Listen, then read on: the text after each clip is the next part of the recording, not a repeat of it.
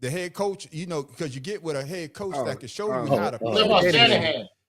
Yeah, Carl Shanahan. And that's what I'm saying, Shada. So I think that what led him when he went to Minnesota to ball out, because you actually played under a head coach that knows what the hell he was doing.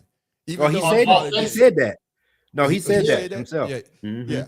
But the I thing think that about what made it, him a little bit better. most of those teams out west, like this 49ers, they run that West Coast high octane offense where it's a lot of the quarterback controls the offense from the pocket no matter what's going on. When he was in the other teams, they didn't do that kind of thing. So I guess his quarterback acumen was higher, and the coaches couldn't come to his level to open up when he finally got to a coach that actually could use his skills to match the acumen. Then he started showing the product on the field. So this is why I'm saying I have learned my lesson. You know what I'm saying? Because it depends, and I think you said it last week, man, on the street, that a player might be the coach or the environment that they're in that they don't get to open all the way up and become the true player that they are. So he was extremely. He made me a believer. That was a pressure cooker, and every time Matthew Stafford did something, he came right back and he did it. And it wasn't one of those down the field things. He was actually 10 yards, first down, 3rd and 4, and he was just recovering on every play. And I'm like, this kid has gotten real good.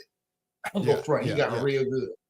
Yeah. And Pharaoh, like you said, when he went to San Francisco, he even said that, I keep forgetting, Kyle Shanahan showed him how to be a better quarterback because of the way that coaches was coaching him. Because he went from seeing ghosts when he played with the Jets, man. I seen ghosts out there on the field. Two playing in the Super Bowl. So, that's right. Pharaoh, the same question, man. Has Sam Darnold make you a believer after his performance last Sunday? Oh, I was a believer after he left Minnesota. Yeah. So, you know what I mean? I was a believer after he left there. I mean, he's the only quarterback that's taken 2 different teams and had 14 game winning season. Yeah, impressive. So, and for your stat, man on the street, this could be the first ginger to win the Super Bowl. Yeah, a red-headed quarterback ain't never won a Super Bowl. So with that being said, the man has been impressive. This is the way he played at USC. Yeah, he got to the NFL, and they muffled him. They held him down, and he made him look bad, especially going to the Jets. We always say, top picks always go to the Jets anyway. So, or now it's going to be to the Raiders. So these systems are put in place for these types of quarterbacks to succeed. We saw that, with Cam Ward this year. And because he's a throwing quarterback, throw first, run second type of guy. But with that being said, Sam Darnold also has a great receiving core, because the Seahawks built their receiving core just like San Francisco or I'm sorry, the Rams. So you got to say this guy has a good receiving core. He has a good running back. They have outstanding defense. The offensive line, it has some holes in it, but it keeps them clean most of the time. Right. Yeah. And he can stand back there and pick people apart just like Tom Brady did. So, I think they're favored to win this game anyway, because Drake May is good, but he's not Sam Darnold good. And I just think, the defense is better. They both have good defenses, but I think Seahawks defense is going to be that much better. And Sam Darnold's arm is a lot better. I want you to hold that, because we're going to talk about the Super Bowl a little bit later. Oh, okay. I'm sorry. Let's I'm jumping ships. My bad. Yeah, jumping ship. I got to bring you on back. Tim Dog. We're going to talk about that a little bit later. Tim Dog, the same thing, man. Like we always saying, Sam Darnold with the Minnesota Vikings, they're probably kicking themselves. But they had to let him go to see what they had in J.J. McCarthy. I could understand that. Yeah. But you could have still had J.J. McCarthy to learn a little bit more. And Sam Darnold, like you say, Pharaoh, it was 14-2 last year, I believe. And, continue that shit, because you was on the right way. 14-3. You was on the right way. So now he went to Seattle, ball out. And like me, I was one of those people like Sam Darnold is trash. Like my man say, trash. Yeah. But he has proven that he can handle the pressure. So has he made you a believer as well? I mean, I knew he was a good quarterback, but that boy JSN made him look like a good quarterback. And I'm glad you say that, Tim Dog. That Ram defense couldn't stop his ass. And Tim, that's what I'm saying. An elite receiving core. Yeah, I'm glad you say that. Oh no, he was the only one that got over Dog, 10. Let me get this out. I'm glad you say that because of the fact that they got rid of Metcalf. Yep. So JSN could shine. No. Metcalf wanted out, so they let him go. But either way, he left. No, I mean, I'm just saying like he wanted to trade, and now you see what I'm saying. He wanted. Wish he was still in Seattle. I bet you that. But what I'm saying is that JSN got the chance to shine, and like you said, Tim Dog, he shined because I think he had over 115 yards, 153 in the first half or something like that. Go ahead, Tim Dog. Oh yeah, he had 110 or 112 in the first half, but he ended up with 153 total. So, I mean, Cooper Kupp, I mean, he's a good receiver. Yeah. I mean, he used to be a good receiver, and they started using him, but he's still good. He's still top notch. And he all right, but no other receiver. Hater. No other receiver got more than 4 receptions other than JS. Hard on receivers. I tell you what. JSN got 10 receptions, and you got one with 1, 2 with 4, 1 with 3, and 1 with 1, and another with 2. So what was the running game though? The running game. Oh, the running game was Walker only got 62 yards. Then Darnold got 9. And Olney, that's it. So to me, it was just an all passing game. And LA Rams, they couldn't get to Darnold, on the pass rushes. So he got time to go back there and pick them off. And JSN, and plus they played a lot of damn zones. Come on now. You know how zone is. So there you go. And Shada, before you say what you got to say about that though, I want us to talk about the Seattle defense because they had the number 1 defense going off against the number 1 scoring offense. What did you learn from the Seattle Seahawks defense this past week in the NFC Championship game? They're young. They're good, but they're young because the one thing. I've played defense my entire life in football, no matter where I am. I always play defense. But the one thing defenses always have to learn to do is check your emotions because defenses get hyped real quick. So sometimes when you make a play, you want to talk trash. You got to be like, oh, man, they're young. That's all there is. When you compare them to the Legion of Boom, you see them boys, they were on the field. They were disciplined enough to do what they had to do and get off the field. They only talk trash to you if you talk trash to them.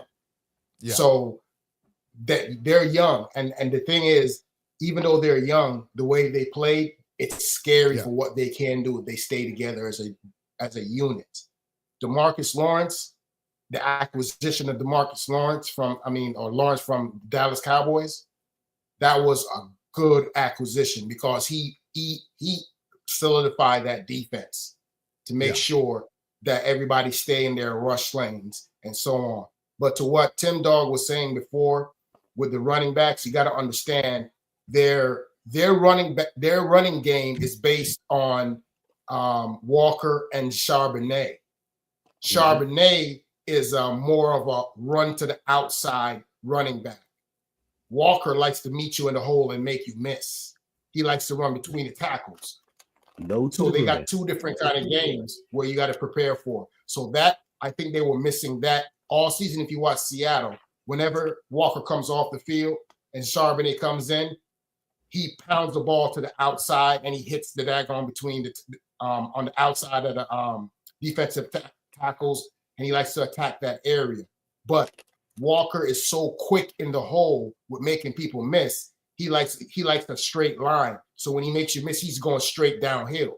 So that's why I think their offense was a little bit, stagnant because they didn't have the regular, Zach Charbonnet 1-2 punch. So and then the backup quarterback, he did miss a couple passes that Charbonnet wouldn't have missed. Yeah, so there is that. Yeah, I hear what you're saying, Shada. Damn, Pharaoh. What did you learn from the Seattle Seahawks defense this past week in the NFC Championship game? That they are who they say they are the whole season, because they're number one scoring defense after what's the name went out. Houston Texans went out. So and their corners can cover. They got good safeties. The linebackers are fast. I think they went and got the middle linebacker. What's his name? I forget his name, to replace Bobby Wagner. You know, in the way he can move laterally across the field. So, and he's more of a hybrid anyway. I think the true linebacker is gone now.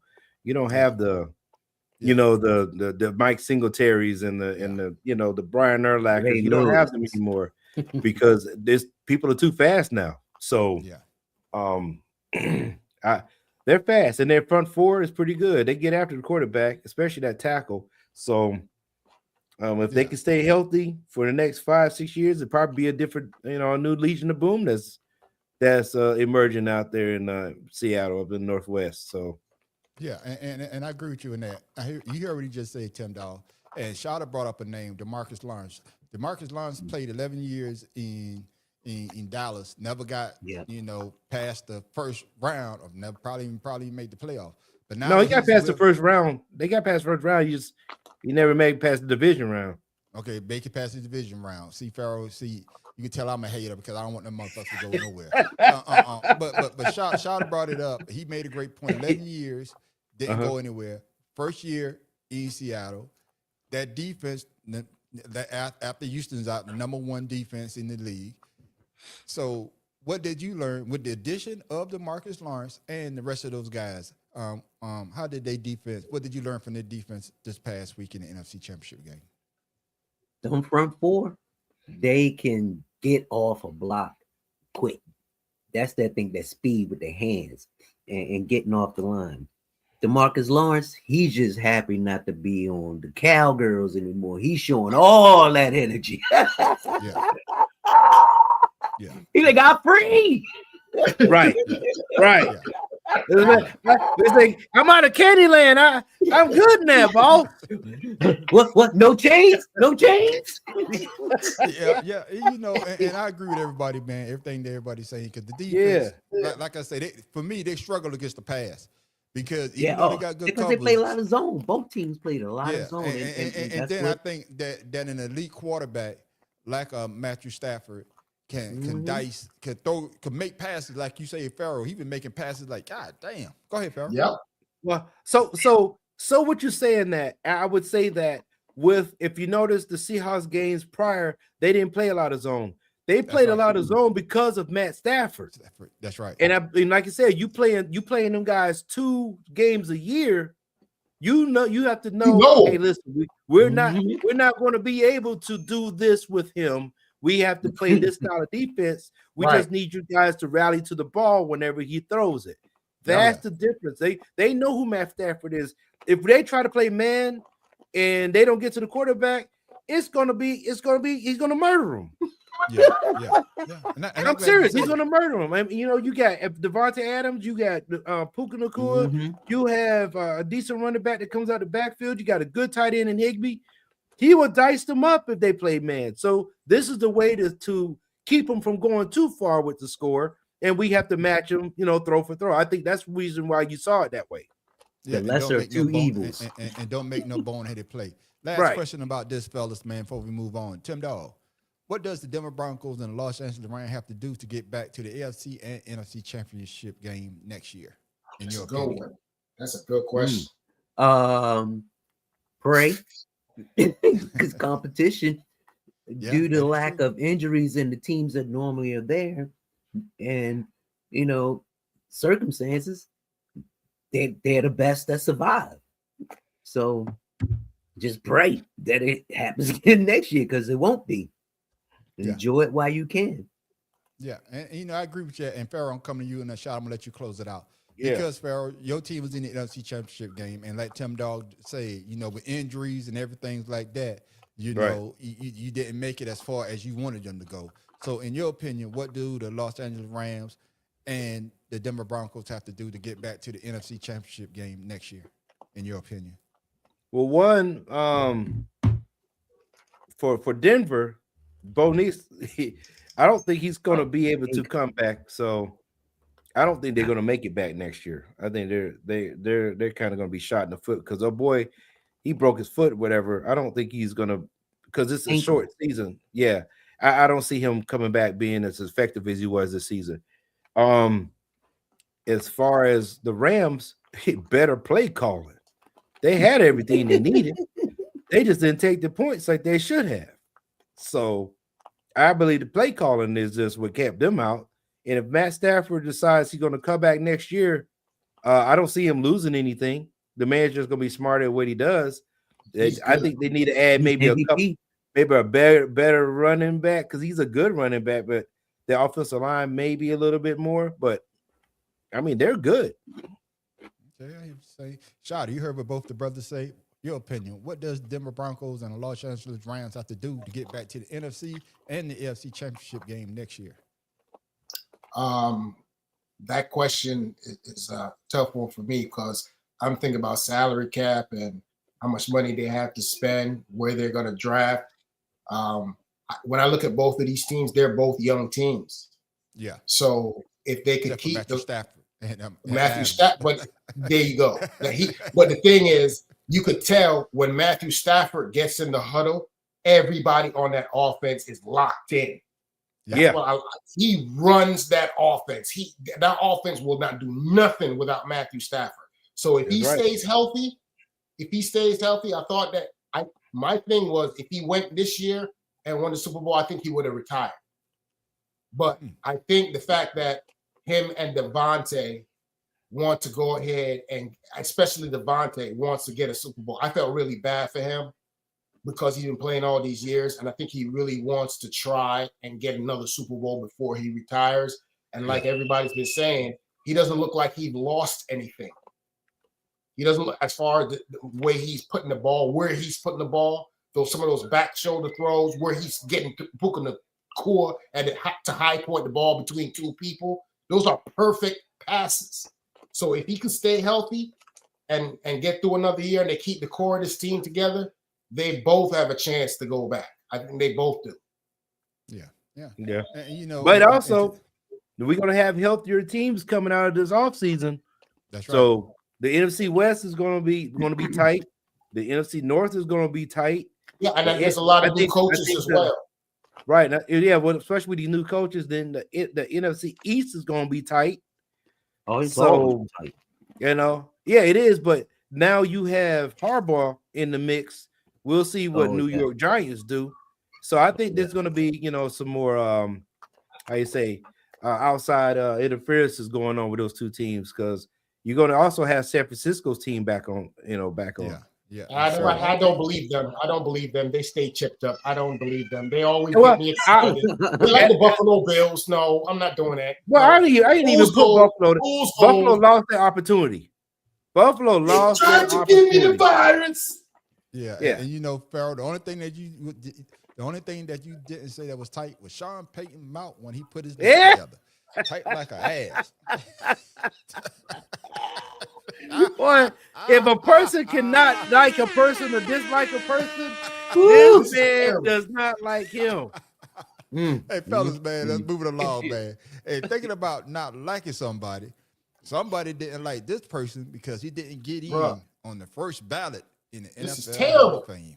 News out of the NFL in a stunner. Bill Belichick has failed to make the Pro Football Hall of Fame in his first year on the ballot. That's been confirmed by our NFL insider, Jonathan Jones. Considered by many to be one, if not the best coach in NFL history, Belichick did not get the required 40 out of 50 votes necessary for induction.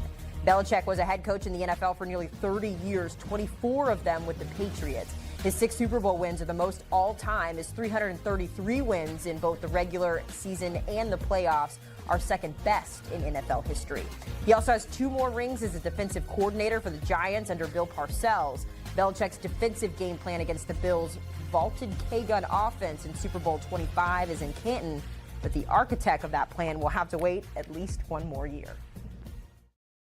Yeah, have to wait 1 more year, Tim Dog. So was Bill Belichick snubbed from being a first ballot NFL Hall of Famer head coach? What the hell you think? He ain't never been a nice coach to other coaches, stealing call signals and shit. Come on, man. He up there in the same shit with your boy Yop out. When you say do anything to win. Shit, you think motherfuckers gonna forget about that shit? All the other dirty, cruddy shit he done done? Come on, man. I'll rest my case. Dude. Shout out your thoughts, man. What was he snubbed? That shit pissed me off. That is bullshit. That is straight up bullshit, and y'all know it. What you know? First of all, how you gonna Bill Belichick don't just have how many Super Bowls he got? Well, Doesn't matter. He ain't first round Hall He of got Fame. 8 Super Bowls. He got 2 with the Giants, yeah. and he got the rest with the daggone Patriots. So He my ain't first thing round is, Hall of Famer. so my thing is, so you're saying to me because of the Deflategate and daggone all Spygate and all that, that's why he was kept out of the Hall of Fame? No, it ain't just that. It's his whole attitude. You know what kind of coach What he does his is? attitude have to do with what he puts out on the field? He rubs people the wrong First way. of all, okay, there's Except for that one new- coach that ahead. new There's girl. only one coach ahead Who? of Bill Belichick when it comes to that. And Shula, he's the only one ahead of Bill Belichick. Shula is the only coach ahead of Bill Belichick. But let's talk about this and let's be real. When Shula was coaching them Dolphins, you got to understand back in the day, players stayed on a team for their whole damn career. So you had your core team coming back. Bill Belichick rebuilt almost every damn year. He had to bring people in to replace somebody. And he still went to the Super Bowl.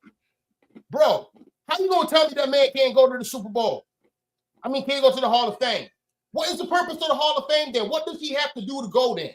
Nobody So said you're he going to tell me wasn't you're going. going to hold, so you're going to hold Nobody all the said stuff he against wasn't him that going. happened off the field? Yeah, You yeah. tripping, man. What is the Yeah, standard, yeah, bro? Okay, look at What Pete is the standard? Rose. Look at Pete Rose. Yeah, I hear what you're saying, Shada. And Farrell, you heard what he said. But like Tim Dahl said, we're not saying that he's not going to be in the NFL Hall of Fame. He's not a first ballot Hall of Famer. And So- that's what so- I'm that pissed about. He's first ballot, bro. How is Power in there? I got you. And Farrell, I want you to speak to something that Tim Dahl said as well. He said his attitude. We all say the same thing about T.O., but we all knew that T.O. was a first ballot Hall of Famer, even though he didn't win a Damn, Super Bowl. But the hell way yeah. that he played, his attitude kept him from being a first ballot. Did Right. Tim Dog and what he said, have a little bit of legs to it? And also, was Bill Belichick snubbed? Well, I'm going to say it like this. Before I answer the Bill Belichick, was he snubbed? I will agree with Tim Dog. The panel saw that. I'm pretty sure that's what they're looking at as well. Is the antics of a couple of Super Bowls or the seasons that took place. And I will say this: Mark Levy. I would say this: Mark Levy losing 4 straight Super Bowls was a first ballot Hall of Famer. So, with that being said, yes, he was I snubbed. think he get a man a different name. His name ain't Mark Levy. Goddamn. That's the head coach for the Bills. Yeah. Levy, And not only that, I got okay. All right, I got you, Farrell. Go ahead. Yeah, Go whatever, ahead, man. Farrell He finish never- your thought. he never Let did Farrell that. finish your thought, Tim Dog. Let Farrell finish your thought. Yeah, Go so ahead, with that Farrell. being I cut him said, off. I would say Rest my yes, case. yes, he got snubbed, but the people saw it a different way, and of course, I believe. I also say too that since he's still coaching in college, that probably kind of put a Man, get the hell out of here. It ain't got nothing to do no. with it. I'm saying that just because they're like, you know what, he's gone somewhere else to try to get his name out there, or keep his name out there. I think there's a lot of hate that kept him out of the Hall of Fame. That's what I think. There you go. You should have led with that is it. That's your Yeah. premise right there. Stick with that. Yeah. But like I said, That's your premise. but Mark Levy, he got in there with 4 losses. Marv straight Levy. losses. Exactly. Marv Levy. Marv. Yeah, that- One letter that's off, the- guy. Wait a minute. Isn't Jim Kelly in the Hall of Fame? Yeah. Well, and Jim this- Kelly. Yeah, and Yeah. like you said, Dan Marino made the first ballot. He didn't win the Super Bowl. We got that. Yeah. But once again, I just believe the hate toward Bill Belichick, his attitude, the way he handles shit, is what got him to where he's at. He's not a likable person toward a lot of people. So Yeah, you y'all basically already saying answered. that they treated Bill Belichick like a black guy. Well, he got what he deserves. All I'm gonna say. Yeah, and y'all already Robert answered Kraft my next did. question. Y'all Well, already answered my next Right, question. but see, Robert Kraft, he went down there and tried to get some on the side. He didn't get caught too much. You know what I'm saying? Yeah, they dropped that. And y'all already answered my next question. So I need y'all to find another thing why Bill Belichick didn't get into he's not being a first ballot Hall of Famer. So y'all don't say his attitude. So what would be the other reason? And I'm gonna tell you my other reason. Deflate gate. No, it's more than just that. I'm gonna tell you my other reason why he's not a first ballot Hall of Famer. Because he was the head coach of the Browns. They sucked. Trash. So I'm looking at your whole career, not just the 6th championship that you got with the Patriots. I'm looking at your whole totality of your career. Now, I'm not saying that those 19 or whatever years you spent with the New England Patriots ain't great, but those first couple of years you was as a head coach, you was trash. Bill So that would be my Parcells is in reason. I'm just Bill Parcells is in there. Shot that we talking about Belichick. Stop deflecting. No, you're It's not. not deflecting. It's the same shit. No, Bill let me Belichick finish. didn't have No, a I whole want you to lot of listen. good Listen years. to what I'm saying, so you can get a better understanding of what I'm saying. I'm not saying that he's not a first ballot Hall of Famer. That's What right. I'm saying is, what would be a reason? We already said a couple of reasons. I'm saying for me, this would be one of the reasons. If I'm a voter and I'm saying, well, I'm looking at this whole totality of him as a head coach, I'm gonna count those Brown years as well. I'm gonna count them other years when he was trash, not the good years. So that's what I'm saying. I'm just saying reason. I'm not saying that he's not a first ballot Hall of Famer, Shotty. I'm just giving reason why whoever didn't vote for him to be a first ballot Hall of Famers is probably thinking, probably like I'm thinking. Now go, Shotty. I'm just saying, what is the standard for the Hall of Fame? What's the standard for anything? They change the goalposts depending on who the players are. So my thing is, Shaka. so somebody with 8 Super Bowls and been there 15 times is not good enough. It's just not good. That's not. There's anybody that's going to approach that anytime soon. Hey, Shada. These are the people that voted for him. I know 140 of them.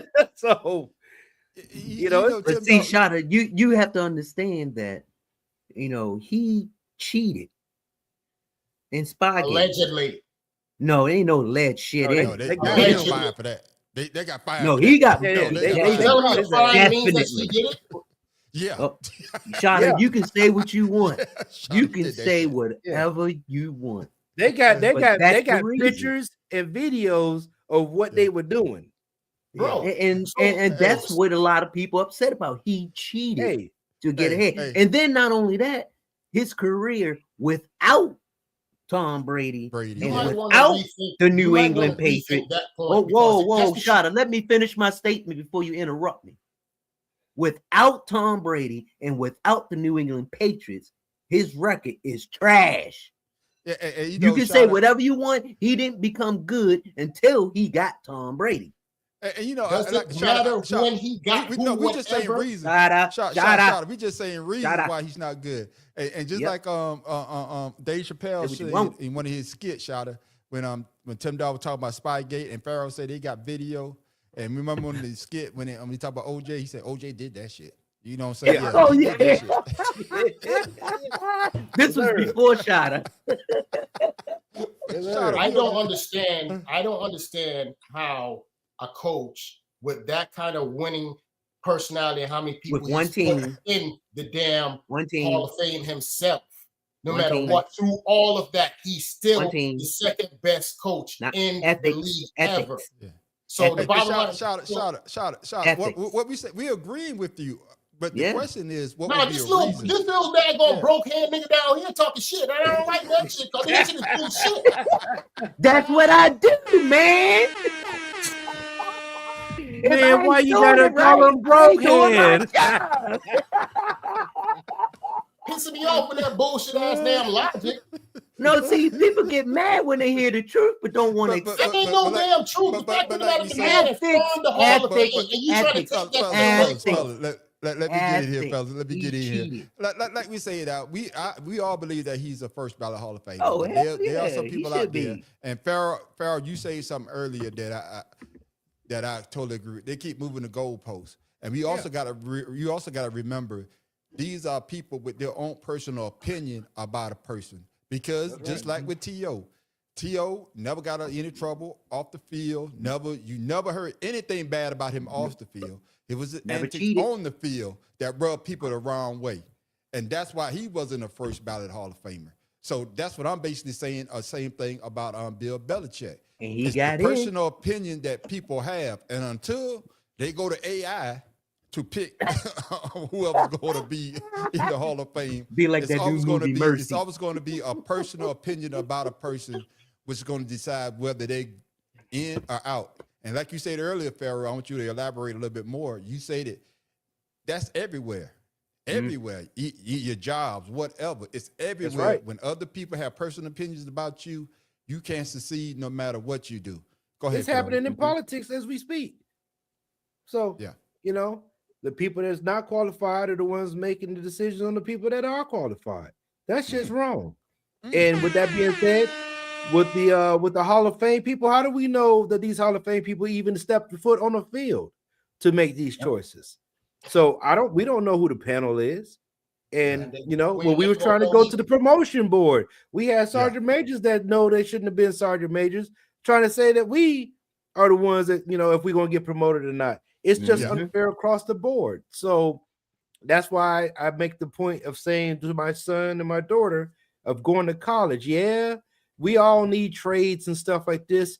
But with that being said, if you have a college degree or a doctor's degree, a master's degree or a PhD, you're in a position to hire and fire, regardless if you qualified or not. That degree says you can. So I that's why I say the things I do. They always move the goalposts on whatever is going to suit the narrative of what they feel like they need or what they want in to represent them. So basically, you're saying our society is just broken.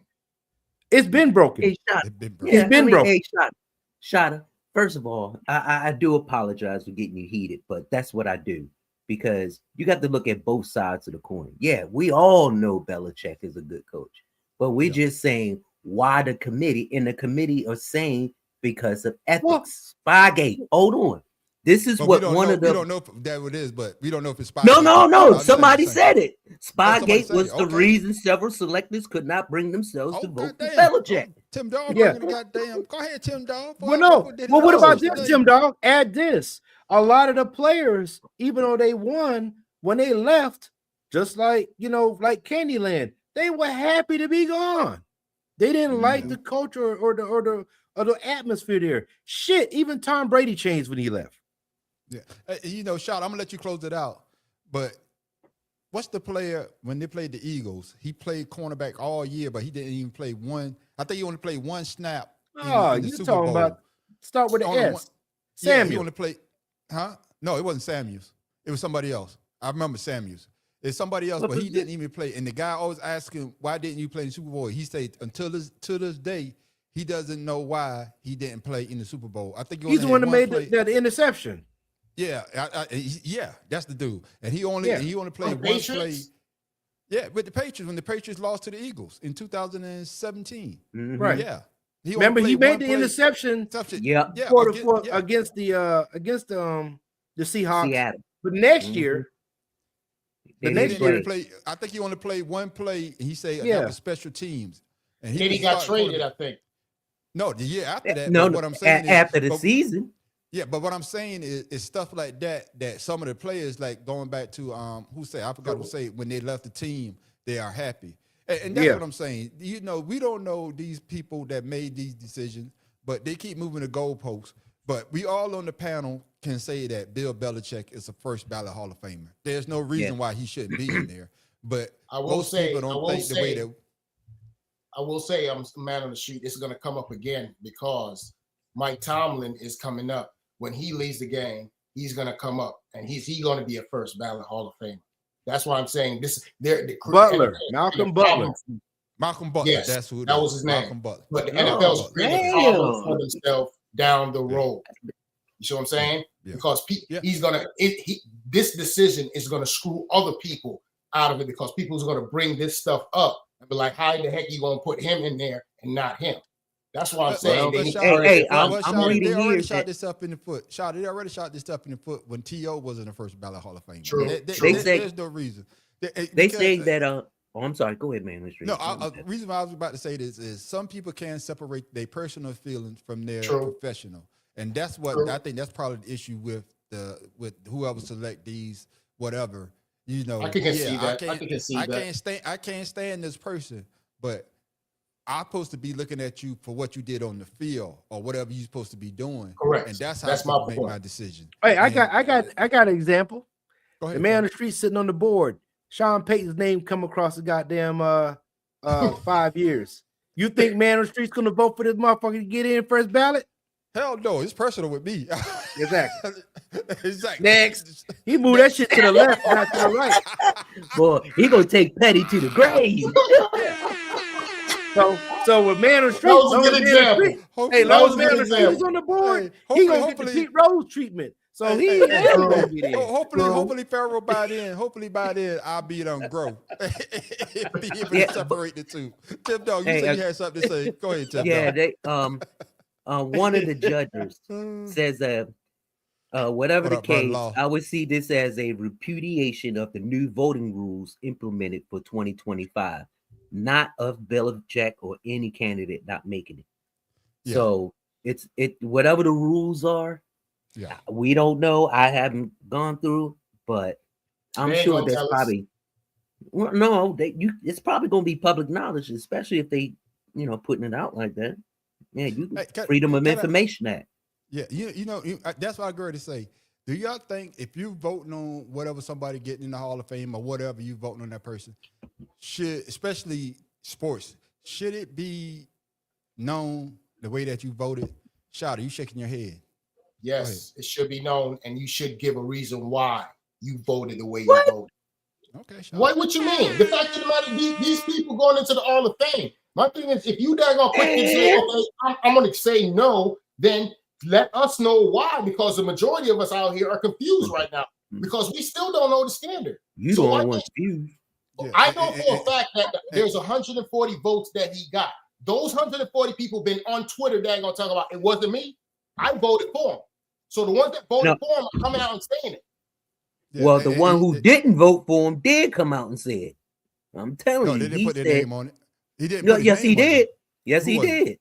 Who's the person? In his representation, Salgoro said he pointed out that Belichick had a higher winning percentage after Spygate and won 3 Super Bowls, but Spygate was the reason why he didn't pick him.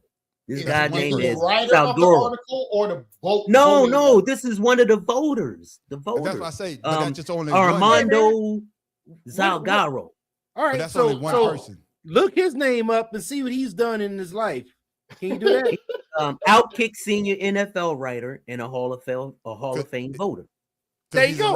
Bitch ain't never been on the football field other than taking pictures and writing articles. Okay, and that's what I'm talking about. That's what you said earlier, right? But at the same time, they get selected by who? But that's only one person, though. That's what I'm saying. I think everybody votes. If you vote, let us know, because a lot of people are saying, what's the owner of the Colts, Polian? They were saying it was him, and he came. No, it wasn't. He said 95%. He said, I'm sure I'm 95%. I voted for Belichick. So what about the other 5%? I guess he must have forgot. I don't know. Yes, he beat us. He didn't get the memo. I don't know. Yeah, he didn't get the memo. But fellas, man, Belichick, like I said earlier, he used to coach the Browns.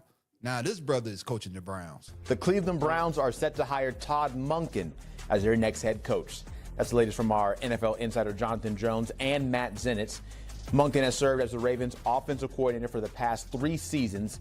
He's also had stints as OC with the Browns and the Bucks. It'll be his first head coaching opportunity at any level. Monken will take over a Browns team that has won just 1 playoff game this century. Our Jonathan Jones also reporting that Monken is expected to enter Week 1 with Shedeur Sanders as his starting QB. Tim Dog, I see your mouth wide the hell open. So I guess you were surprised that the Cleveland Browns hired Todd Monken as their new head coach. Your thoughts? Man, he went from bad to worse. You know what? He won one The Browns playoff get what they game deserve. this century. What is wrong with this organization, bro? Why they keep hiring? No, Stefanski, he wasn't a bad hire. He was just a bad coach. He made him look good, but he wasn't a coaching a player's coach at This all. happened today. This happened today. Yeah, it happened today. Oh my God. Oh man. Well, goddamn, I'm I happy said for the Ravens. for the Ravens. Well, yeah, because y'all start with a new whatever. So I Yeah, understand. they kept Robert Orr. As long as they keep Robert Orr, we good. Yeah, I understand what you're saying, Tim Dog. So, Shada, you just as surprised as Tim Dog that the Browns? Hell yeah. Okay, all right. That's crazy. First of all, what we can take from this hire is there's a possibility that the Browns could win 2 games next season for sure, because Monk can know everything about the Baltimore Ravens. Everything. Not if they get a new offensive coordinator. I'm just saying. He knows their tendencies. He's been there for a long time. He knows Lamar 3 Jackson years. from head to 3 toe. years. So I'm letting 3 you know years. right now, the Browns a possibility got an automatic 2 wins, or they're going to be playing for 2 wins. So that's what that says. Shada, let me ask you a question, Shada. If he couldn't do nothing with an elite quarterback, what makes you think he's going to stop an elite quarterback? Don't. There's people watching this that don't know where you're coming from. Yeah. Tim Dog. I They got don't you. understand. They don't watch. They don't follow coaching like that. In other words, he don't know offense. This is crazy. You know, I gotta get Pharaoh King in here because Pharaoh King, I'm man, sorry. I know. Hopefully y'all read my notes when I be sitting y'all out what we be talking about. I know I say Cleveland Browns new head coach. I know I say it in there somewhere. Yeah, you But did. everybody seemed to be shocked about who I hired. was focused on the are you first shocked? line and the last line. Yeah. Are you shocked It was on Pharaoh Joe King said. that they went with the Cleveland Browns hired Todd Monken? I don't, like I said, there's no shock value in any of these coaches' hires because they're just recycling used So products. disrespectful. You know what I mean? Yeah. So I would say this: Cleveland want to beat. I guess they want to beat freaking what you call it? They're in the division. They want to beat the Ravens. So why not hire the person that schemed against us? I don't know. Shit. Pretty much. What And I'm glad y'all his say plays that big let him win. And I'm glad you say that, Pharaoh. And Tim Dog, you say something as well. And y'all basically all say the same thing. So, Tim Dog, do you see Todd Monken handling the quarterback situation much better than Kevin Stefanski did last year in Cleveland? Yes.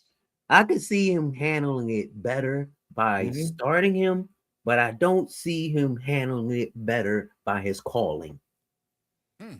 his play calling, that is. Shada, your thoughts, man. Shada, You thinking? your thoughts.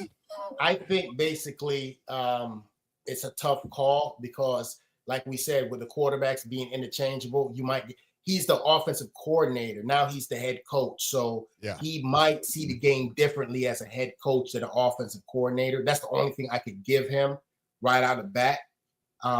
Because the offensive coordinator could tell the head coach the plays and the head coach might not like it. You know what I'm saying? Yeah. But at this point, being an offensive coordinator as long as he has been, he spent a lot of time with quarterbacks coach, tight ends coaches, the running backs. He knows that entire system.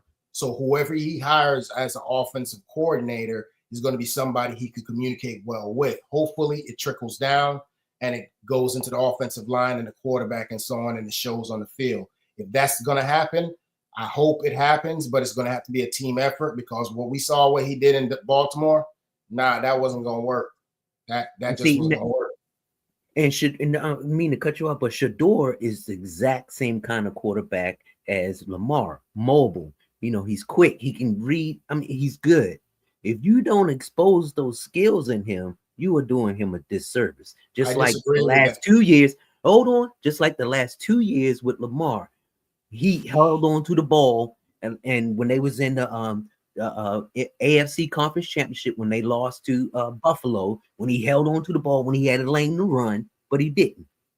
I disagree with you. What I'm saying is You don't groom your quarterback to be an advantage to your scheme. You groom the quarterback to take advantage of his skills.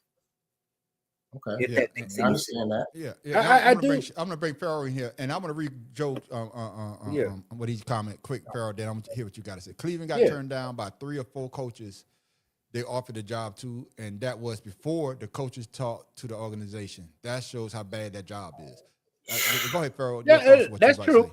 That's true, terrible. but- That's terrible. That's true, but with that being said, you hired this guy, and you saying that Shador is the same type of quarterback as Lamar, and that's why I disagree with you. Right. Because No, I'm saying as far as mobile. no, he gets not even around. close. Yeah. They're not even on the close. same level. Not even close. And the reason I say that is Shador is more of what he wants. Monken wants. Because he wants a He guy wants to a sit pocket back there and throw quarterback. the ball as opposed to moving. Correct. And I think this is going to fit right into his narrative of how he wants to run his offense. Right. So Shador is going to pass first and run second. He's not going That's to why make he holds plays the for ball him. so long. Right. And I believe the reason why he was holding the ball long was he was trying to make him hold the ball instead of making the plays with his legs. So he's thinking about you talking what about Lamar this- Jackson. Yeah, Lamar Jackson. Yeah. So I think that negated what Lamar Jackson could have did, even though he got 2 MVPs. So with that being Right. said, he's going to get an offensive coordinator to come in there and run the offense the way he likes it, and not what because Shador Sanders is going to fit the narrative, just like he did at Colorado and when he was Jackson State. Shador's going to throw that ball first before he makes any moves with his legs, and they're going to get it, get some good offensive linemen to try to protect them. Because if you can, he's going to be very accurate with that ball. Yeah, and you're I'm right. glad you say that. You're right. It's something that you brought up, Tim Dog, earlier, and I'm still mad about that. I think that was more coaching. I'm going back on coaching again. When John Harbaugh tried to make old boy a pocket pass in that AFC championship, AFC division game. I think it was division game. It was division game. The AFC division game. Yeah. It wasn't a championship game. No, it was I a forgot. championship game. It was a championship game. They tried to No, make it was against Mahomes. Yeah, it They was tried against to- yeah, Kansas okay. City. Yeah, they try to make him a pocket passer instead of doing what he does best. I think that's more of a head coaching because nobody, when you have an elite athlete like Lamar Jackson, who's fantastic when he takes off with the goddamn ball, wanting him to sit back and like you said earlier, Tim Dog, he had a lane, but he didn't take the lane and throw a horrible pass when it doesn't make sense. And that's why I say, I guess, with them going with Todd Monken and to Farrell, what you're saying, Shador is a pocket passer first, runs second, and I think that's going to another Warren Moon. elevate his quarterback status. In my opinion, I could be wrong though.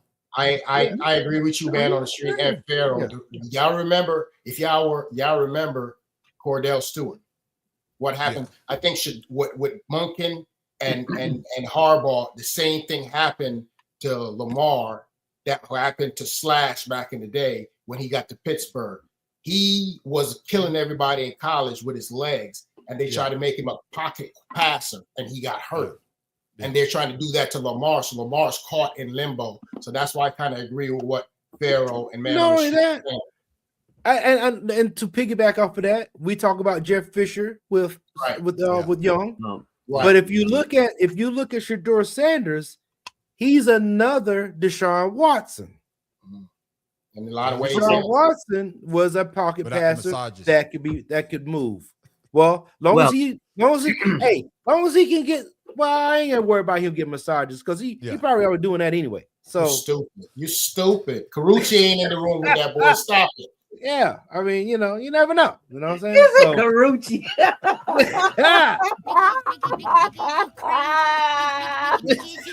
I had to do it. I couldn't resist. Tim Dog, I'm gonna give you the last thoughts on this, man. I'm gonna give you the last thought on Todd Monken. He used to be your offensive coordinator. Do you see him helping Shador, or he's going to be a hindrance to Shador and his growth? Tim Dog. I don't think he's going to be a hindrance. No, my only thing with Monken is experience. Exactly, Joe. I agree with Joe. Shador, he wants to win. He wants to learn. He wants to go out there and do it. And all he needs is that one coach who's going to believe in him and show him the way to win. Now, Monken, he could be that person. Yeah. Now, I could be wrong, but from what I saw the 3 years he was in Baltimore, their offense got worse and worse each year. Yeah. So that's what I'm basing it on. Okay. All right. Ain't nothing wrong with that, Tim Dog. And speaking of Shador, the brother that made the goddamn Pro Bowl. News. Multiple reports have Browns quarterback Shador Sanders added to the Pro Bowl roster as a replacement. He's the first fifth-round rookie to make a Pro Bowl since Puka Nacua did so recently. Shador 3-4 record, 57% completion percentage, 7 touchdowns and 10 interceptions on the year. Okay, man. Makeup call. Pharaoh King, your thoughts on Shador Sanders being selected as the to replace Drake May in the Pro Bowl? This was a Bronny James moment. You know what I'm saying? Getting picked 5th round. Nigga, you crazy. No, man. We know what it's about. 5th round? He wasn't picked in the 5th round. Well, he was 55th pick. I'm just using the 5s as, as whatever. Yeah. The 50. But with that being said, it's a marketing move. It's a marketing move. It's a marketing Boom. Right. It's bringing somebody in that got shafted the whole season due to Stefanski's bad play, bad quarterback. Well, coming from a Cleveland Browns that had 6 quarterbacks, so they didn't know who the hell to start. To giving the back to the team that he got it from, to giving the opposing team their starting quarterback. I just think it's just a marketing ploy to bring in some numbers because they know he's hot. Yeah, and like I say, man, y'all just jumping. Y'all just don't want to stick to what the hell I asked y'all, because that's my next goddamn question. Shout out, was this a money move by the NFL to capitalize on Shador Sanders' name? Go ahead. Well, you asked the question, man. Shit, and you know I'm going to give it to you. The man was in the groove. He was in the groove. You can't help that sometimes. But yes, I think it's when I saw it, I didn't really pay attention to it earlier today. But now that I see it in full focus, the first thing that came to my mind was his jerseys are selling out like crazy. He's getting the attention. The Pro Bowl been suffering for the last 10 years. And they're like, okay, ticket sales is hurting. Let's get this dude in there so they can come out here and see him throw up his watch one time. We're gonna go ahead and make money off of that. That's all that is. Hell yeah. Hell yeah, man. The Pro Bowl has been shit ever since it left Hawaii. Yes. I got you. Your thoughts on Tim Dog? I'm thinking everything that y'all saying, but it's an olive branch. Hey. You put it that way. I like that. We know what you went through the season. We know all the talk. And to show our appreciation for you, being a good sport about this, we would like to have you as a replacement in the Pro Bowl. Now that goes twofold. It goes for, like everybody's saying, the NFL promoting him because the underdog, everything's going on, his jerseys are selling out. But at the same time, this is a showcase for him to promote himself, his skills, his abilities, and mingle with people so that they can talk to him and see what kind of a person he really is.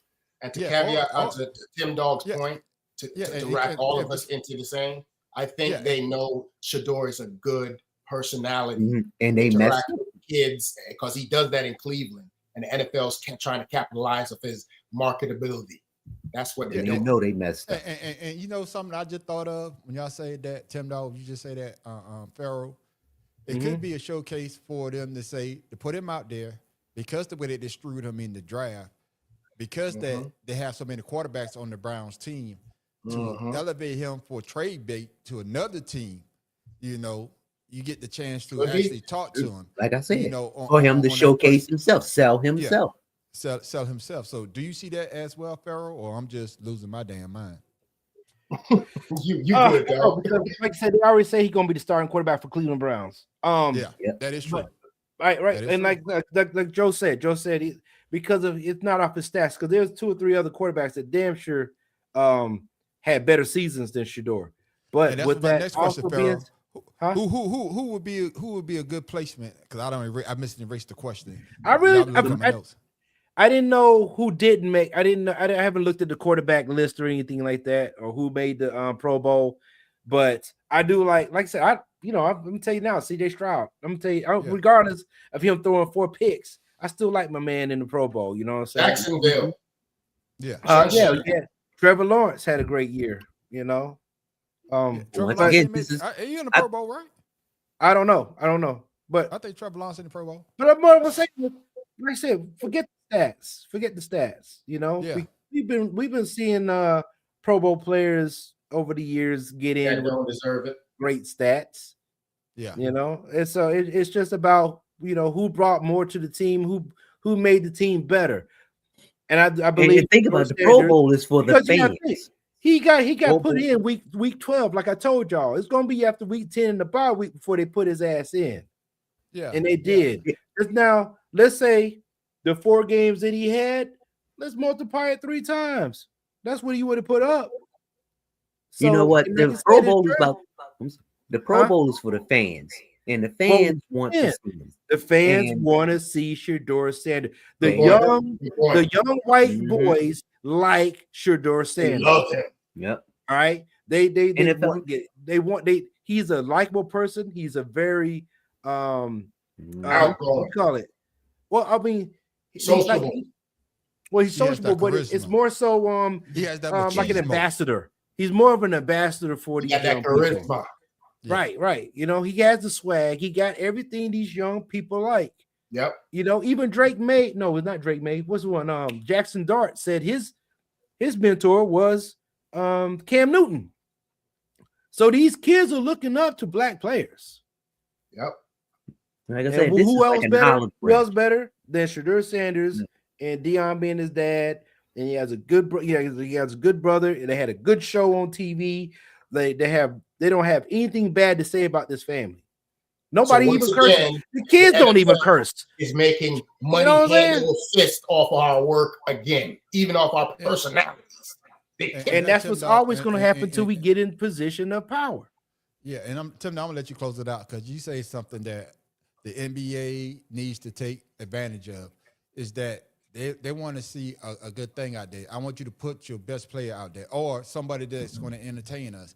And like you say with Shedeur, it's all about the fans. It's all about entertainment. So we're going to give you Shedeur so y'all could come watch the game so we could try to elevate the Pro Bowl because like y'all say, the Pro Bowl done went from Sean Taylor putting out the goddamn kicker.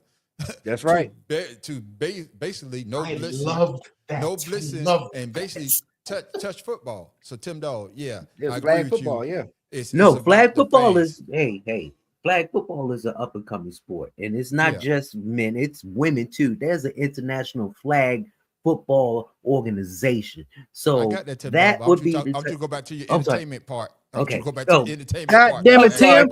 Listen, man. You trying to get on the road, and you always taking the left turn, man. Think about this. Like I said, with Shedeur Sanders, and to me, it's all or less.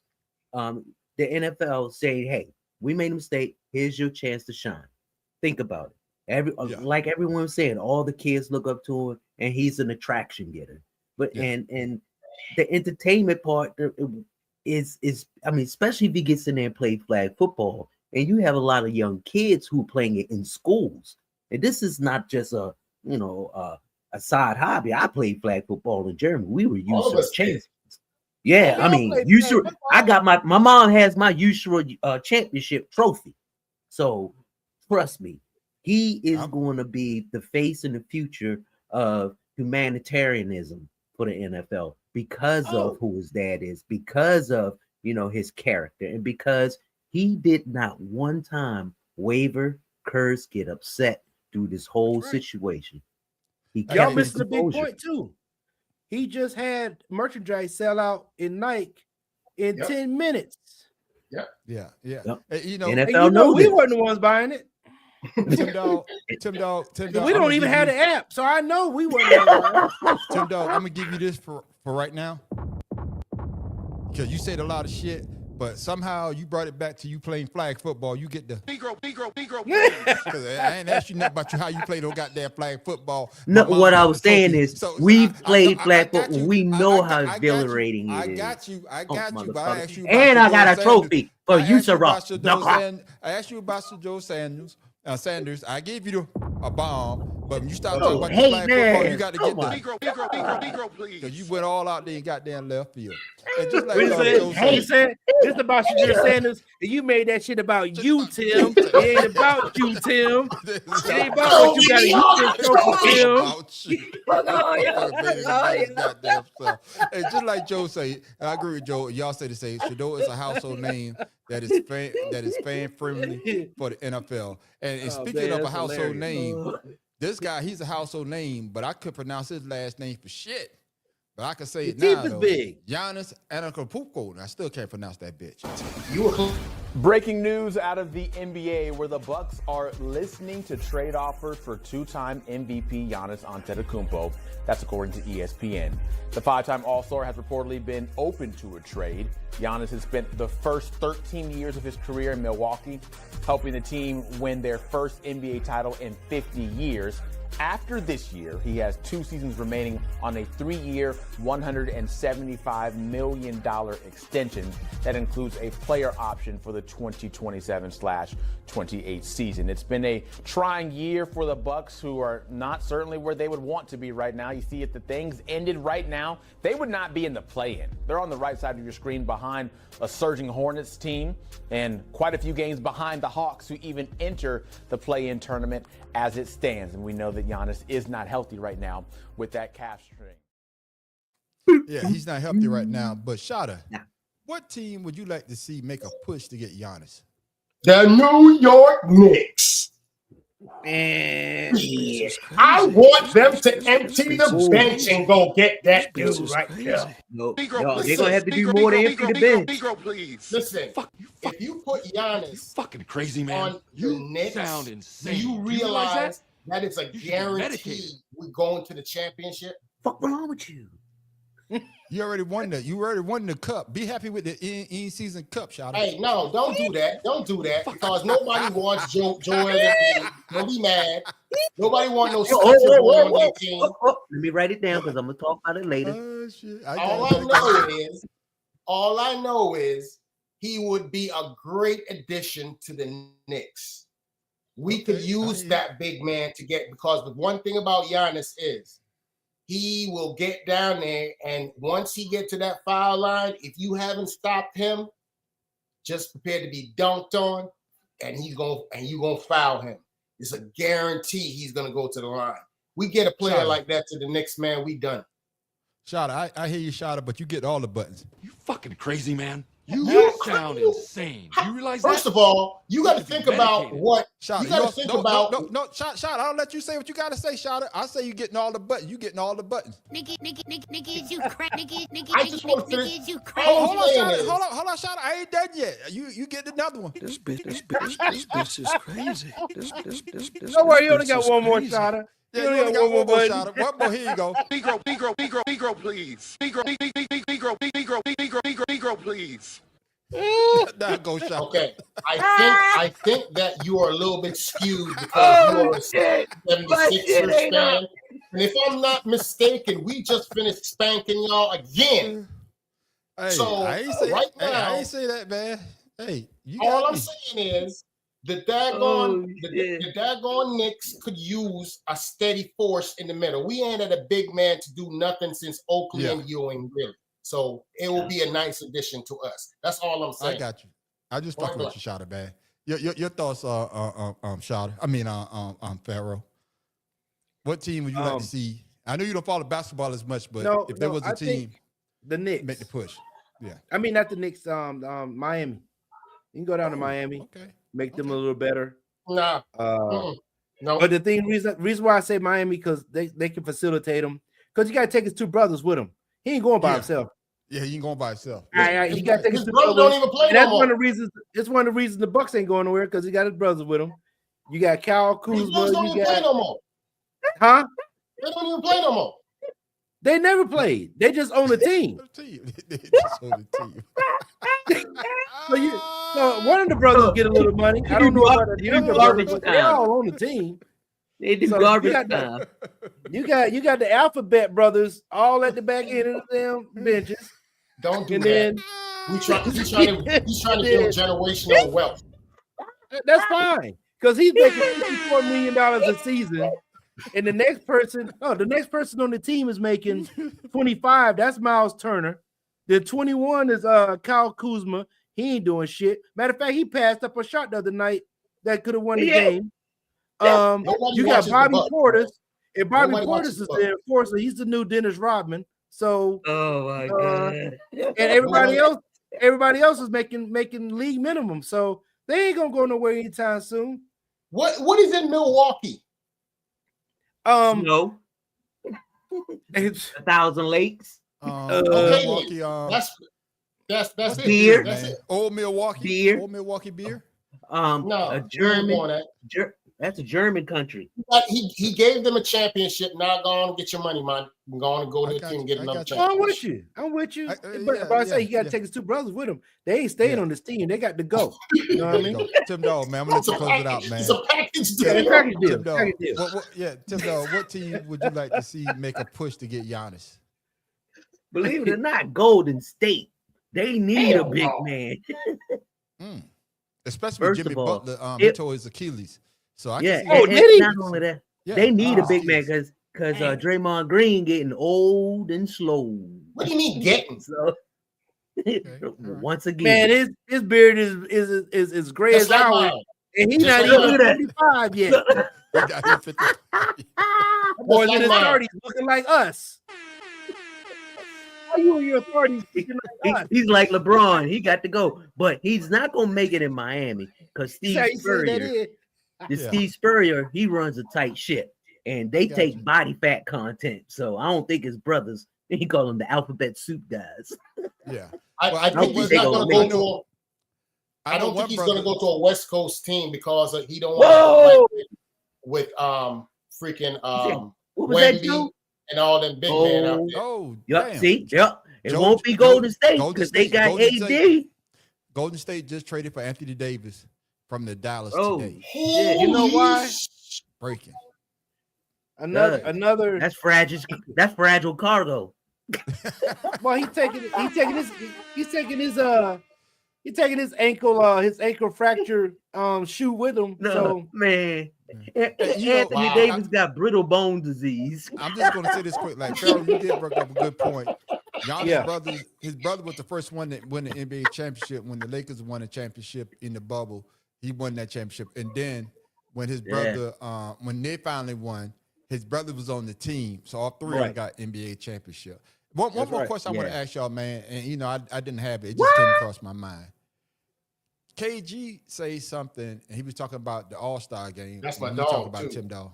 When That's my he was dog. talking about it's fan friendly. It's for the fans, brother. Mm-hmm. He said that LeBron James ruined the NBA All-Star game. yeah, And the reason why he said that because LeBron James was one of the first superstars that didn't play in the slam dunk contest. right. But then he also said that when I can see that. Kobe Bryant I was challenged trying to him one-on-one. one-on-one, Yeah. but he kicked it out to another player to try to win the game. Right. So is it fair for him to say that LeBron James ruined the All-Star game in the NBA, or did the NBA ruin the All-Star game? I'm gonna go with your second choice with the NBA The latter. ruining The the All-Star game because we all know who LeBron James is. Yep. True. So he said he'll so never we- do a we- slam yeah. dunk contest. So Kobe Bryant tried to play LeBron James like he would do Michael Jordan, and that's a conflict of mentality. So we ain't worried about that. The LeBron knew he was gonna NBA get burnt. is what ruined the All-Star game because of letting them run up and down the court doing 200-point games when there's no competition. Correct. I got you. Shout out. And that's what I see. I agree. There was a time where I watched the NBA All-Star game, and they were balling. They were scoring 89, 90 points because they were playing defense, and you actually had to go ahead and you had to win. When they started doing that bullcrap, like what Pharaoh said, that's letting them do whatever as entertainment. We didn't come here to be, man, this is the all-star game. You're supposed to be the best of the best. We want to see what you want to do against the best.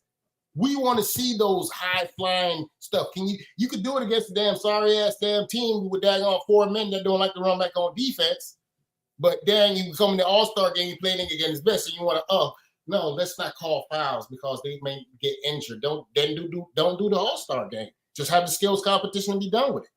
I got you. And the celebrity basketball game. That's basically what you're getting. Exactly. I'll put to you like I this. like the celebrity. After the 92 Olympic team, that's what the all-star games used to look like. The competition for practices. Yep. That mentality is gone. Our mentality of how the games are played today are gone. Just like we talk about football, they're gone. You know what I'm saying? We're not going to get that type of we're not going to get that type of competitive because that's how we grew up. Nope. So we always going to look back on these games and be like, this shit is trash. Now, what did you say, man, on the street?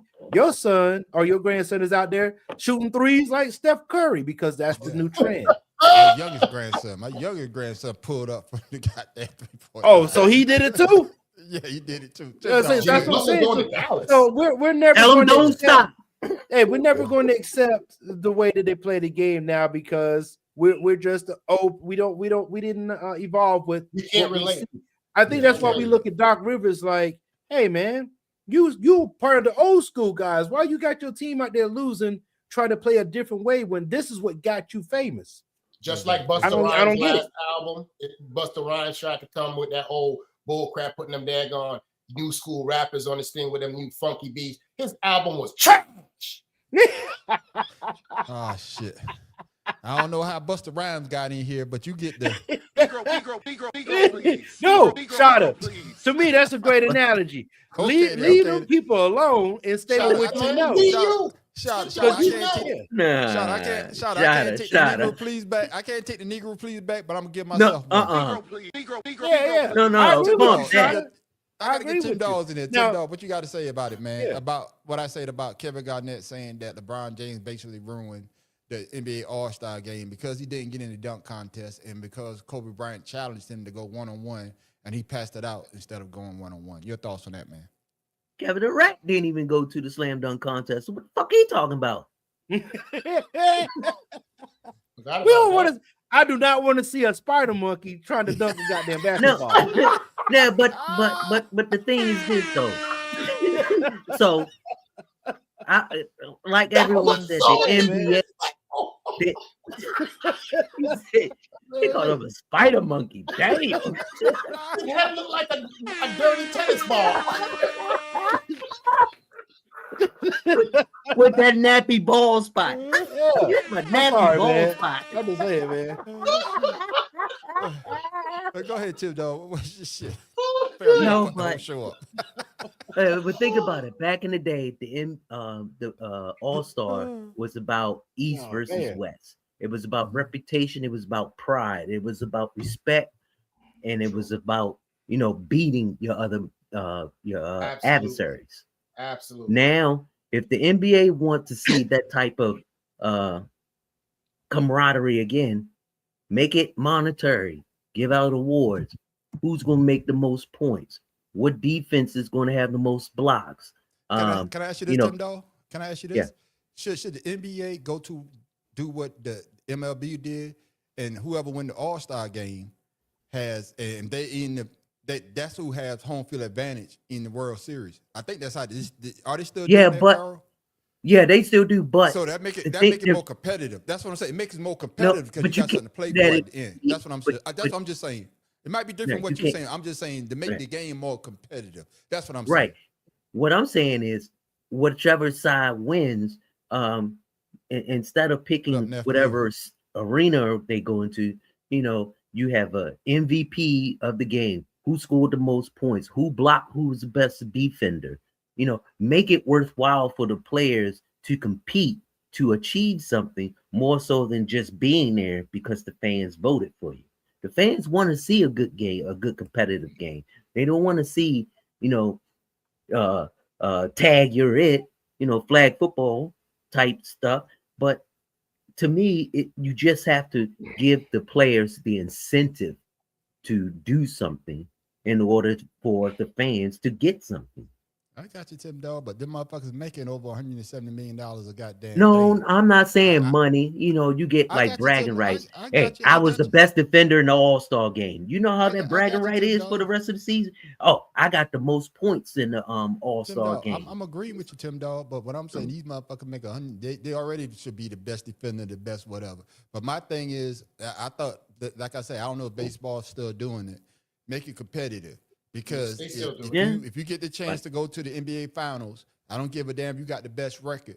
But if the West won, their team got home court advantage. You understand what I'm saying? So now you got to go on the road. You got to go on the road. So that will make the All-Star game more competitive. Yeah, you know what? That makes a lot of damn sense too. Forget your record. Yeah. Forget your record. I agree with that. I like that. That's what I'm saying. Now you have to play defense because oh shit, we might just luck up and be able to go to the championship or whatever. And we have a bad record. We have a bad record, but we got home court advantage. Yeah. So that's just my opinion. That makes sense. I like that. No, you good. I mean, you know, it starts with an idea, and when you start with an idea, you get a product. So, and that's why the NBA fucking sucks now because somebody had an idea of this bullshit that we. Well, they don't have our ideas. They got the ideas who went to college. Well, I personally was at a family barbecue. Yeah. But fellas, man, good conversation. Did you eat the potato salad? No. Good conversation, fellas, man. But we got 2 weeks to talk about Let's Pick 'em. But we're gonna talk about this goddamn preview of this goddamn Super Bowl 60. Man, fuck the San Francisco. We do that next week.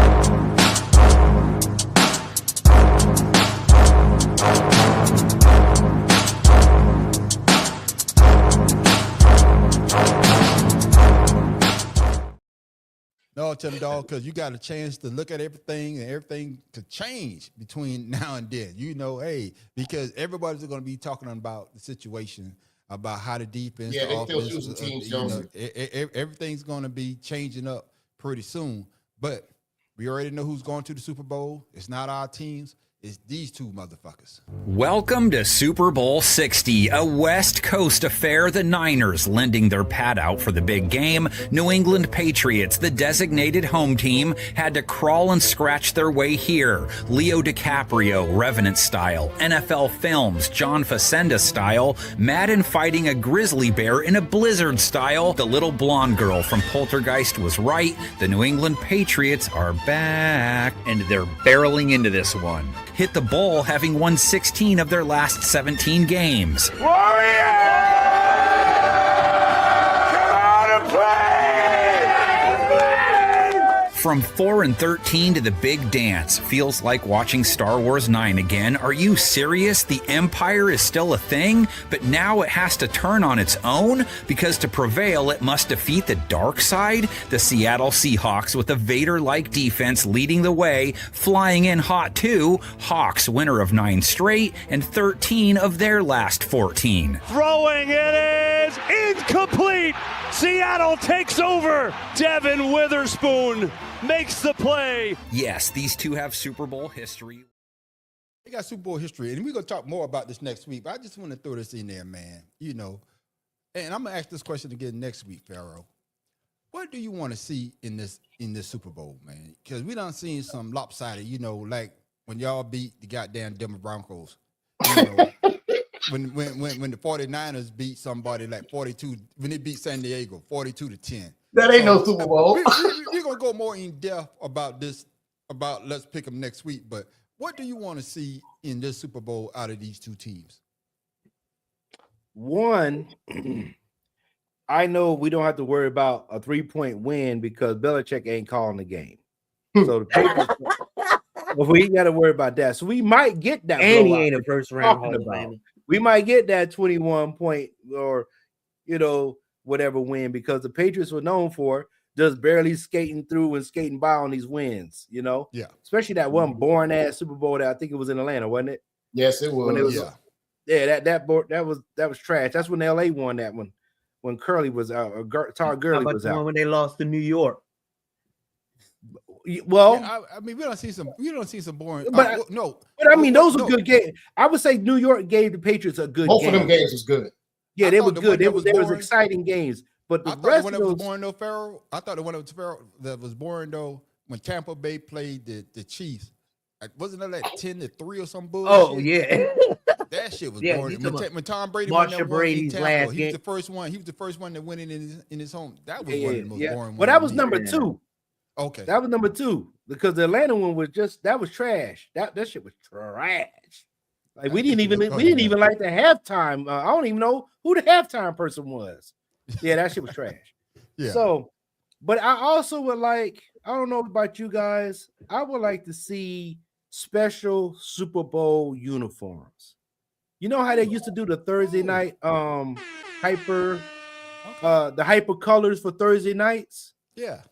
Man, I think they should do something for Super Bowl. Like give like maybe the helmets look a little different, kind of like the Army Navy game, when they play each other. Yeah. I got you. Something different to hype it up. Because I like those are the most boring ass damn uniforms we're gonna watch on fucking Sunday. Yeah, ain't nothing but the ass about those uniforms. Unless it's your team, hey, don't change them fucking colors. No. Because like I said, the Patriots went to that silver bullshit when they look better with the white and red. Them bright colors that set them apart. I know what you're saying. Fair, I'm agreeing with you because there's someone else's team, but my team don't change them goddamn colors. I don't want to see shit else. I'm just fucking with you, Fair. No. You just into that damn for the Eagles. That Kelly Green is what he grew up on, right? Yeah, the Kelly Green. Right, they got that Kelly Green, right? Get that black helmet. Get that black helmet. With that Kelly Green. Yeah. I'm just saying, white feathers. Put something out there so we can see it. I don't want to see these uniforms that they putting on the field on Sunday if the ones that they played in the damn championship games, because it's like looking at some dull light bulbs out there, man. Patriots ain't gonna change their colors, man. This was Tim Dog because he thought he slipped that shit in with the feather shit. What you said? Put feathers on a uniform? Yeah. No, I said white feathers. Hey, they're gonna be running around there. Why is the team playing all their mascots? Yeah, that was boring as fuck too, nephew. Yeah, that was boring as hell too. That was boring as hell too. That was really boring. That was boring. Yeah, that's the one. Jared Goff one. That's the one. Yeah. Same question, Shawty, man. We gonna go in depth next week about this because we got to do our let's pick them next week. But what do you want to see in the Super Bowl, man? I just want to see a game of. I want to see cats going out there. This is the Super Bowl. I expect you to. When you lay a hit on somebody, you should be trying to kill them. You don't want to see them playing the rest of the game. I want that old time Ray Lewis, Mike Singletary, Richard Dent. Hey, you're gonna have to kill me to get this win. But I know I ain't gonna get it. I ain't gonna get it because I ain't gonna get it. I'm just not gonna get it. They're not built the same nowadays, and they're gonna throw a flag and it's gonna ruin the game. And then people gonna fight, and then somebody gonna get ejected, and the game gonna go. Then somebody gonna get a key player kicked. See, that's the thing about the game. I hate seeing games where key players on each side get kicked out of the game for something simple and stupid. You know what I'm saying? I just want to see a competitive Super Bowl where I'm at the edge of my seat and I'm throwing pizza at the end of the damn game or something. But that's wishful thinking. I'm not going to go. You know what? I'm gonna leave that alone for next week. Hey, maybe also can we get some part-time referees for this game? Because these they fucking up the calls, man. Get the referees from Fort Gordon Flag Football to go out there. Yeah, somebody. They messing up the calls, man. I got you. Tim Dog, man. What would you like I said, we're gonna go more in depth next week when we do our let's pick 'em, man. We talk about the offensive players, the defensive players for both teams. So we're gonna go in depth. Probably, the whole show probably be the majority talking about the Super Bowl next week. But before that, wait, Tim Dog. Tim Dog didn't give what he want to see? No, that's what I said. Right now. Impatient ass motherfucker. That's what I'm about to ask you. Tim Dog, what do you want to see Pharaoh. Well, I never. See, Pharaoh, you was doing all right, but now you got to get the. Are you insane? Oh, what's wrong with you? You realize that? You should be Hey medicated. man, There you go. my bad. I was waiting to Dog. see what this dude had to say. Well, I know because you know how Tim Dog get. Tim Dog be like, man, well, you ain't ask me the question. You just looking out for Tim Dog. But go ahead, Tim Dog. You know what I want to see? I want to see yeah. some better commercials. How about that? Lately, Okay. them motherfuckers been Go see one of those damn commercials. Nigga, hell yeah. Yeah, we did. I mean, come on. Hey, Bud Grown ass man, Weiser. No, we should have. What's your favorite Bud Super Bowl The commercial? Bud Bowl The was Bud the Bowl. shit. The Bud Bowl. was the shit. Yeah. Yeah, the Bud Bowl. Yeah, nothing back was in the top day. that ever. See? Nothing. Yeah, That's what I'm saying. You don't have commercials like that anymore. because No, You know, you got to. remember they had the thing that they had the big 40. That's supposed to be like the refrigerator Perry. They brought the Yeah. the big 40 ounce in the back. Hell yeah. Shoot, Spud McKenzie came from a Super Bowl. Oh, there you go. The Spud dog. McKenzie That's was a right. girl dog. Yeah. Man, Joseph, you, man, me and Joe could get along just fine. He talking about my favorite play movie,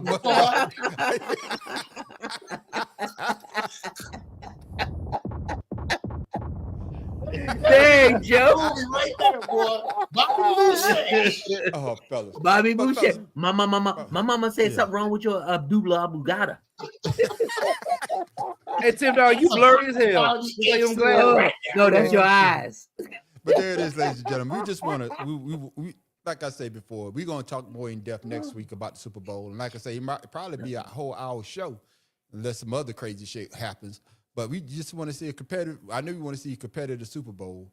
And like Tim Dawes say, hey, the commercials, because the commercials used to be the best part of the Super Bowl. Now they just, and now they come out before the goddamn Super Bowl. So it's not really exciting like it used to be. Right. Like Pharaoh say, man, change it up. Change it up with the unis. You know what I'm saying? Have a special Super Bowl uniform just for the Super Bowl. You know, that could be something that they could do. With the team logos and everything on it, but it's out the Super Bowl. Yeah, and shout out to your point, man.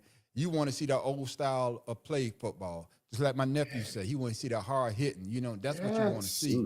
But are we going to get that? We don't know until the game is played. But y'all want to make sure y'all tune in next week because we're going to be talking in depth about this goddamn Super Bowl. But it's time for my man Shotta. I keep saying but too much. Thinking about Sean Payton goddamn mouth, looking like an ass. Had to get him before I go. Ladies and gentlemen, it's that time for my main man Shotta. What today in sports?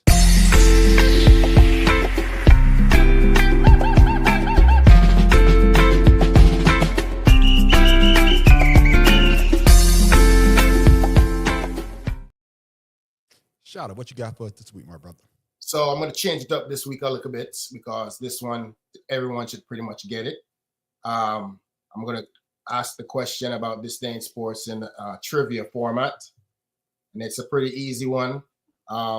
Which former NFL running back nicknamed the Juice later became widely known for a highly publicized 90s murder trial? We all know that's Edgerrin James.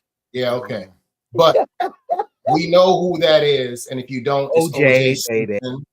And what year was O.J. Simpson drafted into the NFL? 1975. I don't know. No. Well, shit, man.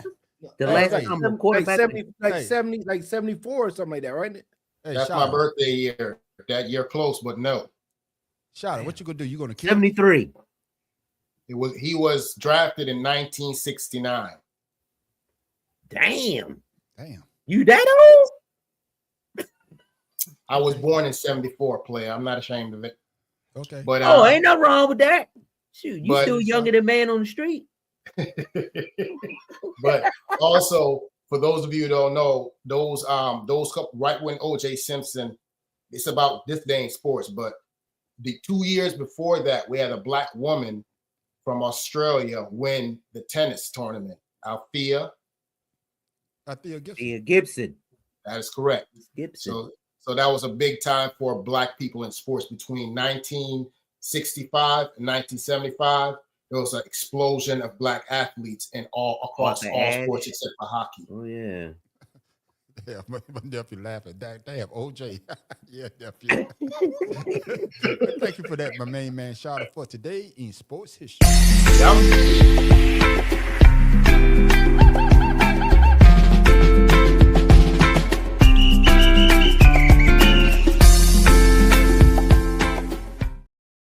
Yes, ladies and gentlemen. Oh, we are back this week. Last week we didn't have a weird sports because, man, it's hard to find them. But Pharaoh King came through for us this goddamn week.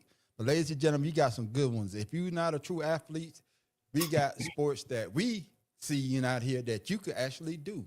And we call it weird sports. We done gave you some greats. We done gave you some sports like the beer mile. That's when you could drink a beer, run, or walk a mile.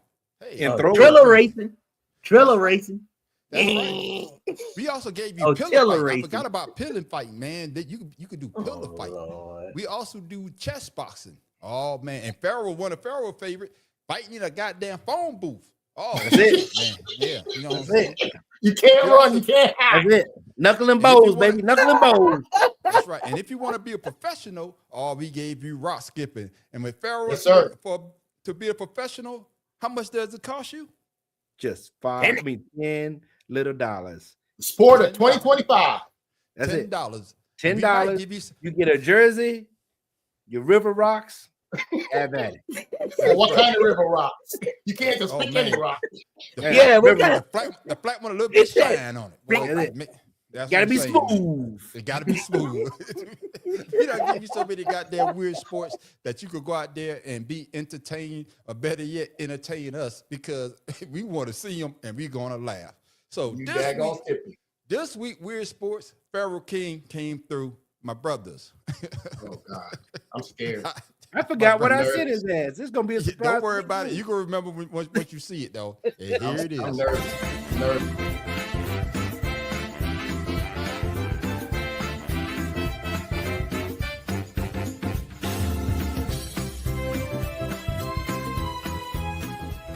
あいつの体ひょうたんみてえな。いった。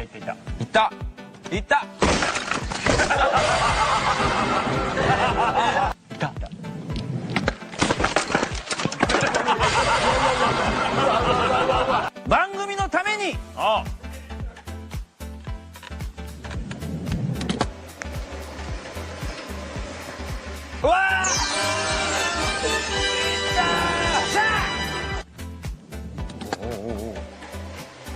来い。入れてる。大丈夫か。いけるか。来い。入れてる。いけ。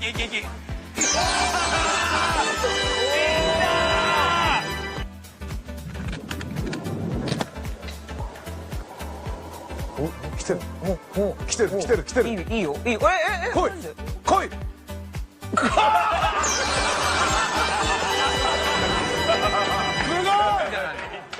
いったな。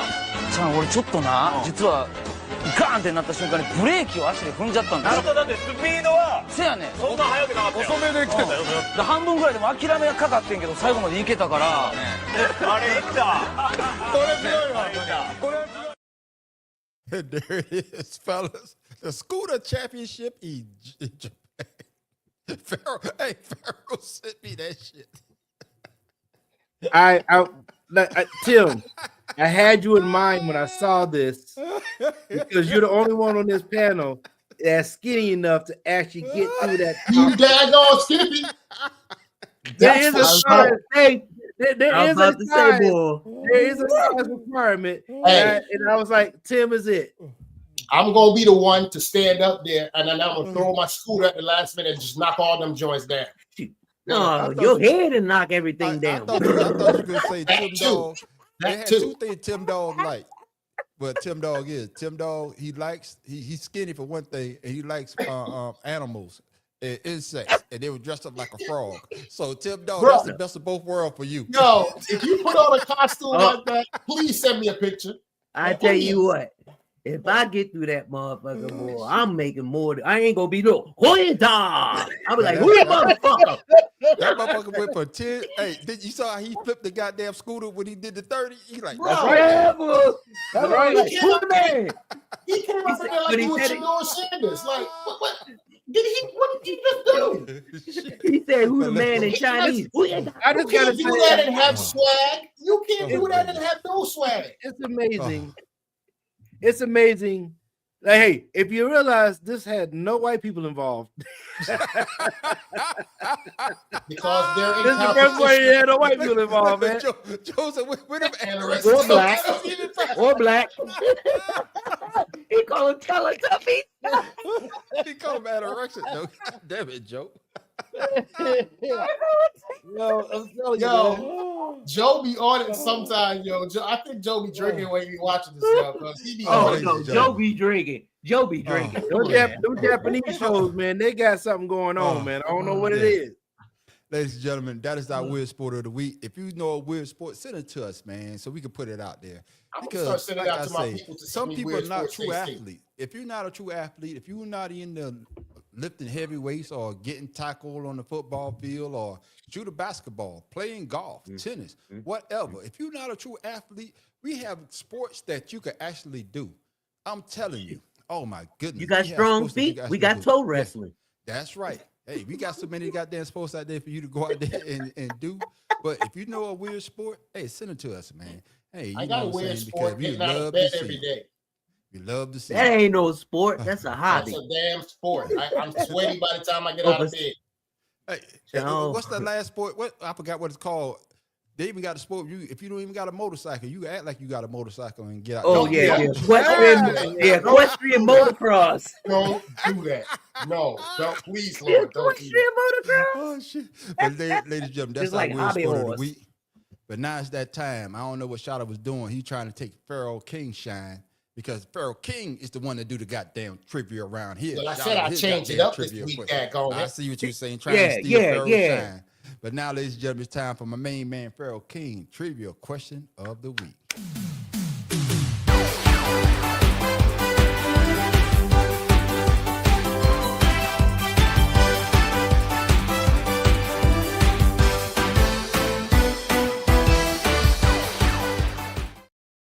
Pharaoh King, what you got for us this week, my brother? All right, here we go. Here's the question. Who was the Steelers' winningest quarterback under Bill Cowher? You see the years 92 to 2006, including the playoffs. Terry Bradshaw. Man, Terry Bradshaw's out the goddamn league by then.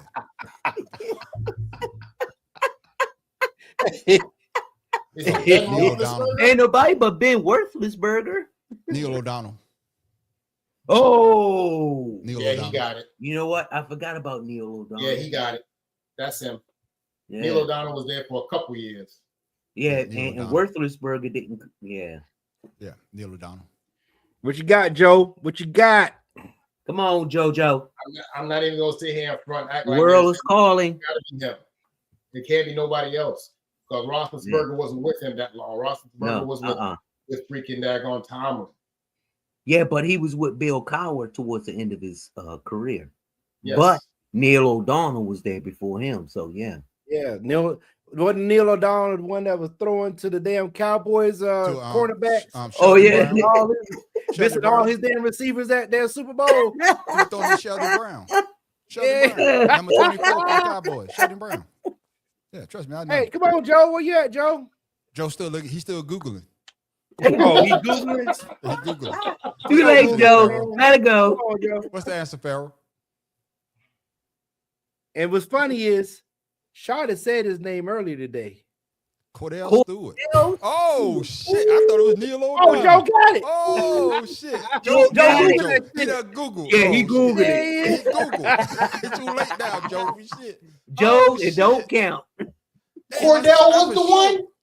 Oh, I Yeah. for sure thought it was Slash goddamn. earlier today. Yup, Oh Slash. shit! Damn. Oh, I swear I thought it was Neil O'Donnell. Boy, I was all confident too. I was ready to Yeah, give my man. speech like I was at like the Oscars. Yeah, You know, 'cause I'm not hey, even- hey, You said playoffs, I said right? Neil O'Donnell too because they went to the Super Bowl. So I'm They like, went to you the Super gotta Bowl be with Neil him. O'Donnell. Yeah, I thought it was a show for Neil O'Donnell. So you telling me Goddamn. Slash went to the playoffs a couple times? No, he said winningest coach. Yeah, I just said winning- winning No, the but- Super Bowl. I mean, our quarterback. Including. Winning Super Yeah. quarterback. What was he on the Super Bowl team when they went that time though? Was he on that team? Yeah, that I don't know. He was on there with Neil O'Donnell because he was the backup.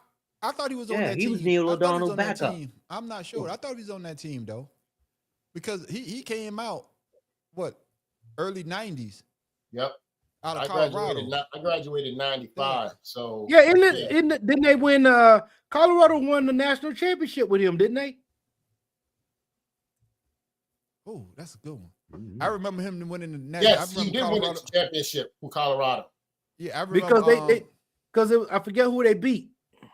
Yeah, but I remember only time I remember Eric B. Enemy was on one of those college. Was he? No, he was on Colorado.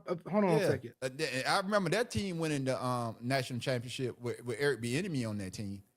I could be wrong. I don't think did Cordell win it, or did he win something else big?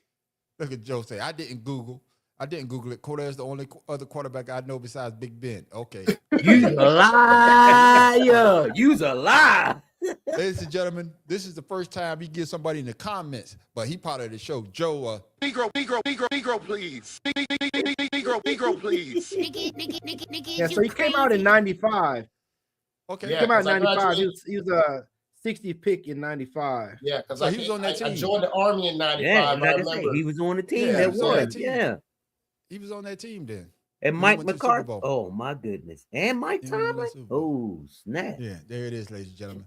That's my main man, Pharaoh King, with his trivia question of the week. Cordell Stewart.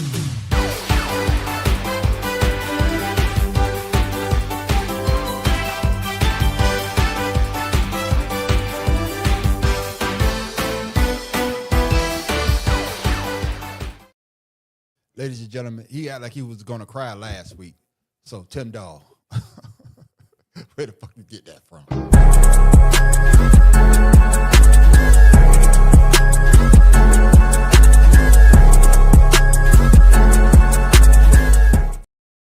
What you guys about this week, Tim Dahl? In light of the incidents that's going on this week, people need to dig deep down, not inside their political mind, but inside their spiritual and their morality mind. Because just because you want change doesn't mean that the change that you're making is always good. A wise man once said, if you're worried about what people think, then you are their prisoners. So in other words, if you're worried about what people think of you and you make decisions on them, you're not making the decisions that's right for you. Tim Dahl, Instagram, Father's Love 99. It's all about me and my son and my grandson. Yeah, I'm talking about Tim Dahl. Man, shout out down in Orlando. What you got for the people before we go, my brother? And make sure you shout out your social media so that people can follow you as well. Well, I only have one thing for the people, the same thing along the same lines. But before we do that, you see the social down there, sir. The other way. The other way. The finger I showed right there, sir. Right there. No, the other way. Other way. Yeah, the screen over here. There you go. There you go. On my screen, it's over here. But anyway, I just want to say to people, there's such a thing. Everybody like to say, do your research, do your research. Doing your research doesn't mean just daggone going on Google, because sometimes you don't get everything you need from that. Say, do your research, make sure you know what you're talking about and you have a basis on what you talk about when people say, do your research. It's not about just typing in and getting the first answer that comes. There might be more to it. There might have been changes and everything. So make sure when somebody says, do your research, you go ahead and don't just use one source of reference. Get all you can so you can be educated before you sound like one of these fools out here in these streets. Holla at your boy. That's what I'm talking about. That's what I'm talking about. Want to sit there, want to call your names and whatever, and they never have any doggone rebuttal or some type of fact to back up what they're saying. So. Nothing. That's what I'm talking about. My main man, Pharaoh King, man. What you got for the people before we go, my brother? Make sure you shout out your social media so the people can follow you as well, my brother. Got you. You guys ever wondered why whenever you're resting or sleeping, you always wake up and you have to stretch? You ever wonder why you're stretching? Well, let me tell you why. So it's an instinctive way to wake up your muscles, improve your blood flow, relieve stiffness, reduce tension, and restore your body's range of motion after inactivity, helping prevent pain and injury by increasing oxygen and circulation. This is called pandiculation. Remember that. King Ryan, Facebook, _71, IG. A little bit of knowledge for you guys out there to wonder why you have to stretch. And I just go with the vagus nerve. That's too much for me. That's too much. Pandiculation is the fancy word. That's what it's called. Farrell just want to say dick on the goddamn podcast. That's why he said that. I got you, Farrell. Premature ejaculation. Yeah, I got you, Farrell. I got you. Emulating Stephen A. Smith throwing out big words every other sentence. Pandiculation. No, you know what, man on the street? Before we get off, listen, guys, I want to tell you something that I jumped on. I jumped on Man on the Streets live last night. Listened to these dudes talk about ethnicity, race, and things of that nature.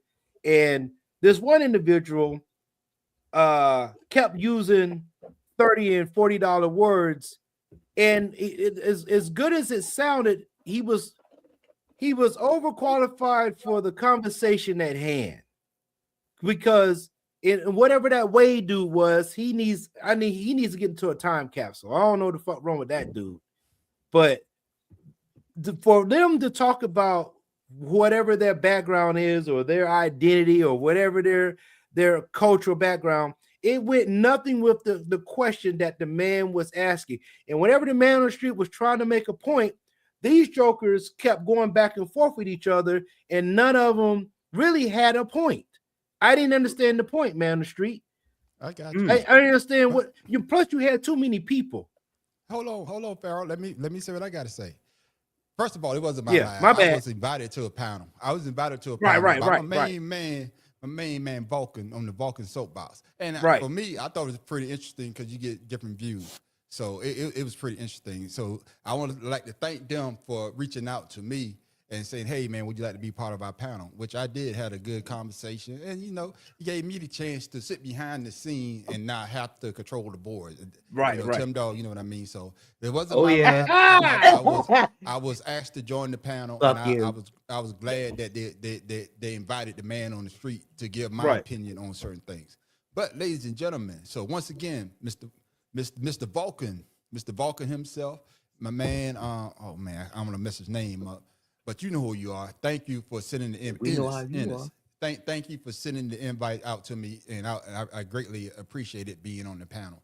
But ladies and gentlemen, you can always find me at the Man on the Street show on YouTube. Oh my goodness, I'll be dropping videos like hotcakes. Oh, check out my latest one with the guy in love with his car. Yeah. Make sure you check that out. Man, that shit old as hell, man. I know it's old, but it's still funny though. That's why I say I need to change my algorithm. You know what I'm saying? But you also find me at Creative Canvas Expressions on YouTube as well. This is my AI channel. All I do is talk to AI, tell AI what I wanted to create, and it creates, and I just throw it out there. That's what it is. But make sure you check us out every Friday at 8 o'clock for the Better Than Sex Sports podcast. Wrong show. Make sure you check us out every Friday at 8 o'clock for 2 cigars and a blunt. Oh, you tell I've been drinking. It's starting to kick in right now. For 2 cigars and a blunt. It's always. 8 o'clock. Yeah, always. But we always have a good time. But you want to stick around for the after show we call Ashed Out. Ladies and gentlemen, that's when everybody gets the chance to talk about what they want to talk about. Usually we go straight. We will make a right turn. But like my man Tim Dog famously said, when we make that goddamn left, we're going to drive that bitch right off the goddamn cliff. But next week, now, you want to make sure you check us out at 7 o'clock. Oh, man, for the Better Than Sex Sports podcast. All we do is talk about sports and sports entertainment.